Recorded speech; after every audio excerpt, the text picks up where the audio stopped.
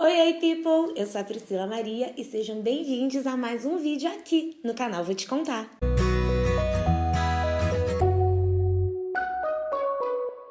No vídeo de hoje a gente vai falar sobre um assunto que eu venho pensando muito, que eu venho aprendendo bastante. Então esse é um daqueles vídeos que eu espero comentários de vocês, para eu saber o que vocês estão pensando aí, pra gente sempre manter a nossa troca, pra eu aprender, pra vocês aprenderem também, né? E a gente assim construir e crescer junto. E pra continuar mantendo a nossa troca, já se inscreve aqui no canal e ativa o sininho de notificação pra sempre que tiver vídeo novo, o YouTube poder mandar direto no seu e-mail. Também me segue lá nas redes sociais, que eu sempre tô postando em primeira mão os lugares que eu tô indo, pessoas que eu tô conhecendo, crescendo, e pra gente também ter essa nossa troca. Você pode me mandar um direct, você pode me mandar um DM também pelo Twitter, eu adoro o Twitter. Eu venho ultimamente pensando muito sobre essa palavra desconstruir, sobre o termo desconstrução, que a gente tem usado bastante, parece que tá na moda, e todas essas informações que a gente recebe, né? Essa época que a gente tá vivendo, essa era que a gente vem vivendo de muitas informações para todo lado e sabendo muito de tudo. E é essa rede social, né? Todas as redes sociais sempre informam a gente encontra tudo que a gente quer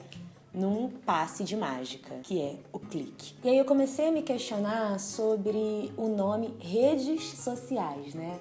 O que é essa rede que está ali em sociedade, mas através de uma tela? Como a gente está se comunicando, como a gente tem concordado e como a gente tem se posicionado. E parece que hoje em dia, por termos muitas informações, apenas um clique de distância, a gente sempre tem que tomar uma posição, a gente sempre tem que ter um lado, a gente tem obrigação de sempre estar informado de tudo. E eu acho que sim, a gente tem que se informar das coisas, sim, a gente tem que saber a nossa história para saber de onde a gente veio, para entender para onde a gente vai. O que eu fico me questionando também, e vão ser vários questionamentos, eu vou usar muita palavra questionando, tá? Porque esse vídeo é um reflexo do que vem acontecendo na minha vida. Sobre o quanto que a gente recebe a informação, o quanto a gente sabe e como a gente executa. E se de fato a gente executa. Se de fato a gente tá desconstruindo um comportamento opressor que foi construído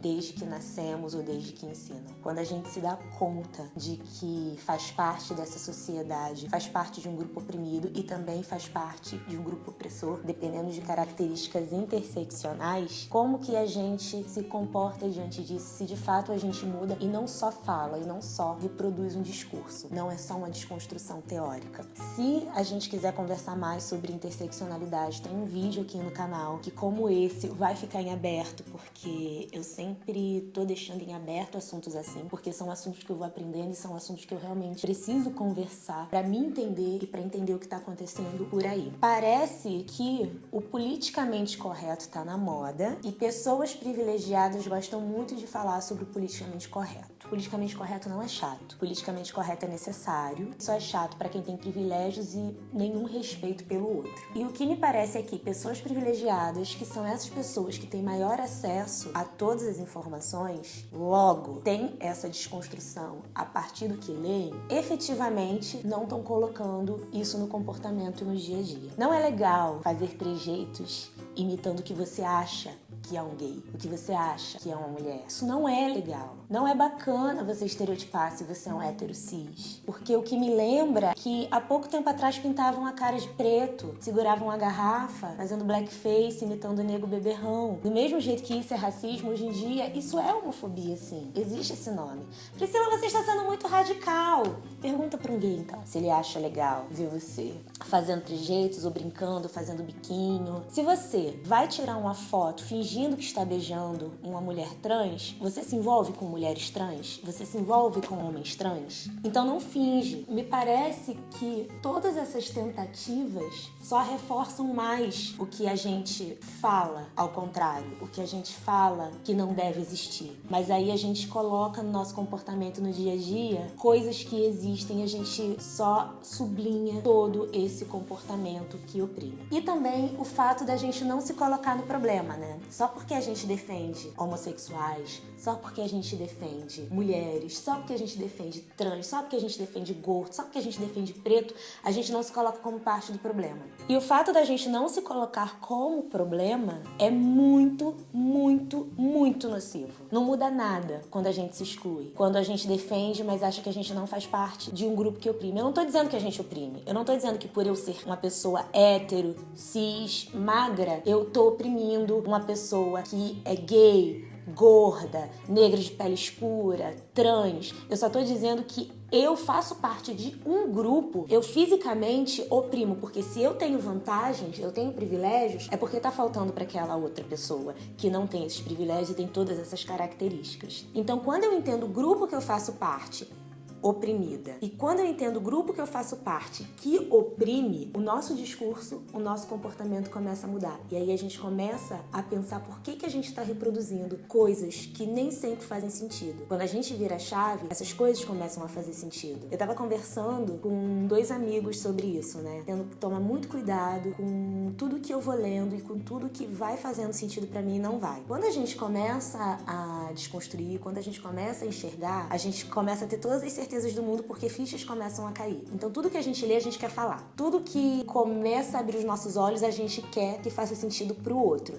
E tudo bem. Mas de fato faz sentido? Cada palavra que você tá dizendo, você tá entendendo? Ou você só está reproduzindo um texto de alguém que você admira muito? Eu tenho muita dificuldade de ler a série Feminismos Plurais. Eu sempre tenho que ler com um dicionário do lado. E eu demoro muito. São livros finos. Mas os termos são científicos, são teses. E são coisas que eu concordo, são coisas necessárias, são coisas que eu carrego pro meu dia a dia. Mas eu tomo muito cuidado para entender cada termo ali colocado, para entender o que é dito e para saber onde, como, com quem e sobre o que eu vou falar, usando de exemplo aquele texto ou usando algo que eu aprendi. O comportamento, ele não é algo que ele é só dito. Se alguém escreveu sobre isso, é porque percebeu fazendo. Comportamento é algo que é feito. Quando a gente fala sobre crianças que veem exemplo, é sobre isso. Não adianta eu chegar e falar que eu desconstruo as minhas amigas héteros e meus amigos héteros, as minhas amigas magras em relação à gordofobia, em relação a tudo, se eu não coloco isso, o assunto e a pessoa no protagonismo. É claro que vai chegar mais fácil se eu falar com alguém que se identifica comigo. Do mesmo jeito que um homem branco vai se identificar com outro homem branco se ele falar sobre preto e racismo. Sim, gente, existe a diferença de lugar de fala e protagonismo. É óbvio que uma pessoa negra vai falar muito melhor sobre racismo. É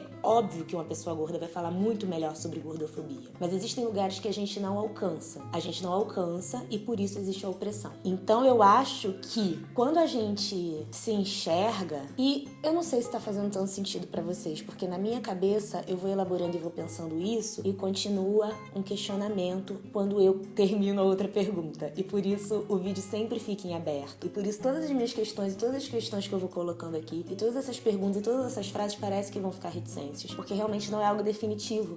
Eu não sei como fazer a mudança sozinha. Por isso que é muito importante vocês comentarem aqui, é muito importante quem faz parte desses grupos comentarem aqui, conversarem, compartilharem. A gente sempre tá em contato, a gente sempre tá trocando experiências, a gente se identificar no problema do outro e sinalizar isso, porque é grupal, né? A gente não pode falar de políticas públicas sem falar de interseccionalidade e sem falar dos grupos que sofrem determinadas agressões. Esse vídeo que ficou em aberto, parece um devaneio, embora tenha uma pauta que eu tentei seguir, né, Ju? É mais uma pergunta também para coisas que eu tenho visto e que não tem feito tanto sentido para mim e outras que têm feito muito sentido. Principalmente da geração que eu faço parte, eu sou balzaquiana, eu sou da geração da TV e se ditava um comportamento e que se ditava coisas que a gente deveria seguir e que a nossa informação era dada naquela única mídia, que era dada apenas nos livros de história que a escola dava pra gente, que a professora falava. geração. Eu não sou da geração que tem a internet, que nasceu com a internet, que já nasceu com todas as informações. Então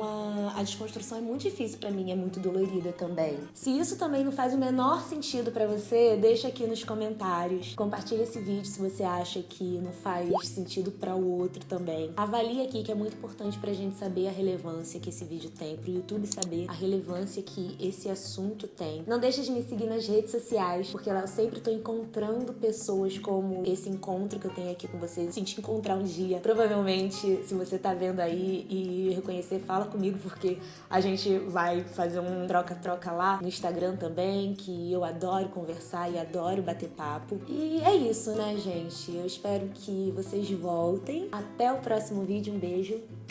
Tchau. Eu acho bem que a lente tá suja. Você não tá achando?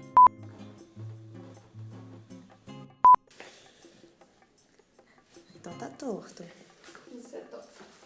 Havia um homenzinho torto, morava na casinha torta e tinha uma camerinha torta. Sacanagem. Era que a gente... Eu não sei. Vai ficar sentada toda torta, mas já Priscilinha torta encontrou a Ju. E tudo que era torta.